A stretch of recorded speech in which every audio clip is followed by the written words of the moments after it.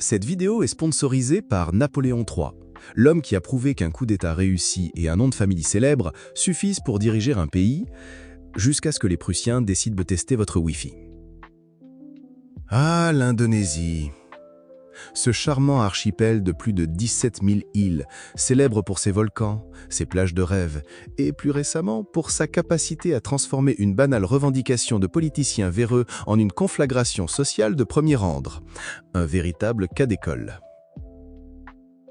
Tout commence, comme souvent, par une histoire de gros sous et de petite morale. Fin août 2025, la nouvelle tombe, quelques députés, sans doute épuisés par la tâche herculienne de représenter le peuple, réclament des indemnités logement, disons princières. Une demande qui, dans un pays où une bonne partie de la population jongle avec la crise du coût de la vie, passe aussi bien qu'une blague sur les orphelins dans une garderie. C'est l'étincelle. Mais l'étincelle a besoin d'un accélérant. Et cet accélérant arrive sous la forme d'un véhicule blindé de la police. Le 21 août, un jeune livreur de 21 ans, Afan Kurniawan, est transformé en crêpe par un de ses sympathiques jouets mécaniques durant un rassemblement. Le tout, bien sûr, filmé, partagé, viral. La colère n'est plus seulement sociale, elle devient viscérale. L'indignation publique dévore la question des privilèges parlementaires et mute en une vague de protestations qui submerge les grandes villes de Java, de Jakarta à Surabaya. Le cocktail est classique, presque académique. Injustice économique plus brutalité d'État égale chaos. Car derrière ce spectacle pyrotechnique, il y a la structure, le décor.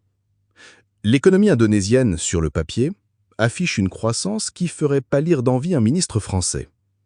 Mais sur le terrain, c'est une autre musique. Pouvoir d'achat en chute libre, inégalités qui se creusent comme des cratères, et une inflation qui ronge les salaires des classes populaires comme de l'acide. Ajoutez à cela un président Prabowo Subianto, issu des rangs de l'armée qui a semblé avoir une certaine nostalgie pour la discipline et les uniformes dans la sphère publique, des coupes dans les dépenses sociales, et une élite politique qui vit dans une dimension parallèle. Vous avez là un terreau si fertile que même une graine de contestation stérile y pousserait. Face à l'incendie, la réaction du président Prabowo est un chef-d'œuvre de schizophrénie politique. D'une main, il caresse. Il annonce que les partis, dans leur grande mansuétude, vont renoncer à certaines indemnités et suspendre les voyages à l'étranger jugés non essentiels. Un os à ronger pour la plèbe. Mais de l'autre main, il sort le gourdin. Il appelle les forces de sécurité à réprimer tout ce qui sort du cadre légal, n'hésitant pas à qualifier les débordements d'actes de trahison et de terrorisme. On reconnaît bien là la subtilité du militaire. Le dialogue, oui, mais avec un canon de 120 mm pointé sur votre tempe. Mais l'histoire serait trop simple s'il s'arrêtait là. Car pendant que son pays brûle, Prabowo joue sur une autre scène, la scène mondiale. Et il a choisi son camp. Ces derniers mois, il a multiplié les courbettes et les poignées de main du côté de ce qu'on appelle pudiquement le Sud global. Le 3 septembre, on le voyait parader à Pékin pour le jour de la victoire, tout sourire aux côtés de Xi Jinping.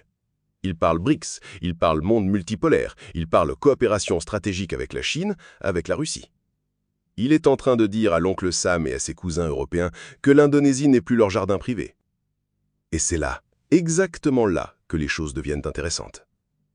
Car, voyez-vous, cette soudaine et très médiatisée vague de protestations arrive avec un timing parfait. Le gouvernement indonésien s'éloigne de l'orbite occidentale et, comme par magie, la rue s'enflamme. Les médias occidentaux qui d'habitude peineraient à situer l'Indonésie sur une carte se découvrent soudain une passion dévorante pour la démocratie javanaise et les droits des manifestants.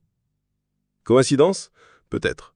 Ou peut-être assistons-nous à une nouvelle démonstration de la foment, la force d'opération pour la manipulation des esprits et le nivellement par la terreur. Une sorte de service après-vente de la démocratie, livré à domicile par des ONG aux financements opaques et des agences de presse très concernées. On nous a déjà fait le coup. Rappelez-vous du Bangladesh, au moment précis où la première ministre Sheikh Hasina flirtait avec Pékin, des manifestations spontanées éclataient, abondamment couvertes par nos médias si objectifs. C'est un schéma, un playbook. Attention, dire cela ne signifie pas que les problèmes de l'Indonésie sont une invention. Les privilèges des politiciens sont bien réels. La colère du peuple est absolument légitime. Mais il serait d'une naïveté criminelle d'ignorer la dimension géopolitique, de croire que des forces extérieures, expertes en déstabilisation, ne voilà pas une opportunité en or pour rappeler à Prabowo qui tient encore la laisse. Le voilà donc pris en tenaille. S'il réprime trop fort, il passe pour un tyran sanguinaire et justifie une ingérence extérieure. S'il ne fait rien, il risque d'être emporté par une révolution de couleur, clé en main. Sa seule issue est de couper l'herbe sous le pied de ses détracteurs, lancer de vraies réformes sociales et économiques pour calmer la colère légitime de son peuple. Et en même temps, prier pour que ses nouveaux amis de Pékin et Moscou lui fournissent un parapluie diplomatique assez solide. En définitive, la crise indonésienne est un miroir grotesque de notre époque.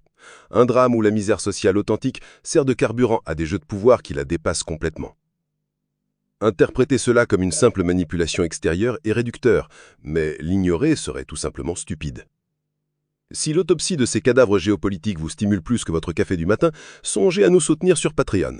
Vous y trouverez les notes complètes de cette dissection, nos sources et surtout le droit de voter pour les prochaines victimes que nous passerons sur la table d'examen. Pour une discussion sans filtre et sans anesthésie, rejoignez notre canal Telegram. Et si le cœur vous en dit, vous pouvez toujours cliquer sur ce pouce bleu totalement insignifiant pour flatter l'algorithme. C'est le seul vote qui soit encore gratuit. Pour l'instant.